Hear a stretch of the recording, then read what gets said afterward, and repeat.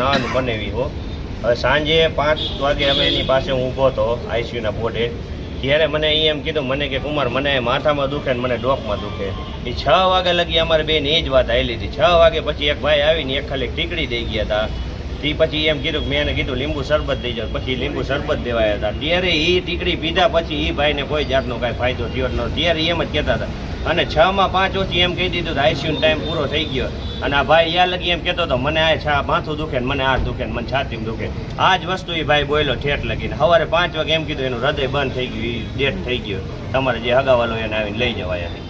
એટલે આ બેદરકારી છે કલ્પેશ સાહેબની મોટા મોટી બેદરકારી છે. દીકરો હતો. તમારી શું માંગ છે અત્યારે? અમારી માંગ એ જ છે, જો એ મારો સાડો છે અને એ એક ને એક છે. એની પાછળ કોઈ કમાવાવાળું ભાઈ છે નહીં. એના મમ્મી પપ્પા એ મોટી ઉંમરના. હજી એને મમ્મી પપ્પાને ખબર પડશે ને તો એને શું થાય એ હજી કોઈ નક્કી નથી. બરાબર, અમારી માંગ એક જ છે કે તમે આટલા પૈસા ભરતા આ ટ્રીટમેન્ટ આયા થઈ નથી વ્યવસ્થિત. અમને ન્યાય મળવો જોઈએ. ત્યાં લગી આયાથી બોડી ઉપર છે નહીં. જ્યાં લગી ન્યાય નહીં મળે ત્યાં લગી. હા, અને આ ભાઈ હાંજે આવ્યા હતા એને મળવા નહોતા દીધા. મારું નામ પ્રકાશ કિશોરભાઈ ઝારિયા. અમારે ગણપતિ ગ્રુપના એક સભ્ય છે દીપક ઝાલા કરીને. એ 3 દિવસથી અહીંયા સિનર્જી હોસ્પિટલમાં એડમિટ હતો. એને છાતીમાં દુખાવો હતો, એના હિસાબે અમે એને એડમિટ કર્યો હતો. પણ આ લોકો હોસ્પિટલવાળા એવું કીધું કે એની કિડનીમાં તકલીફ છે, કિડનીના રિપોર્ટ કરાવો. કિડની 3 દિવસ કિડનીના રિપોર્ટ જ કરાવી રહ્યા.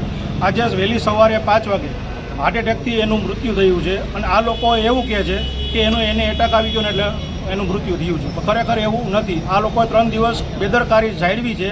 બેદરકારીમાં મોટો હાથ ડૉક્ટર કલ્પેશનો છે. અને કલ્પેશ સાહેબે ફોનથી જ ખાલી એ લોકોની સારવાર લીધી છે. છોકરો આઈસીયુમાં 3 દિવસથી હતો. અને ગમે ત્યારે અમે જતા તો એમ કહે છે કે છોકરાને સારું છે. છોકરો એમ કહે છે કે મને છાતીમાં દુખે છે.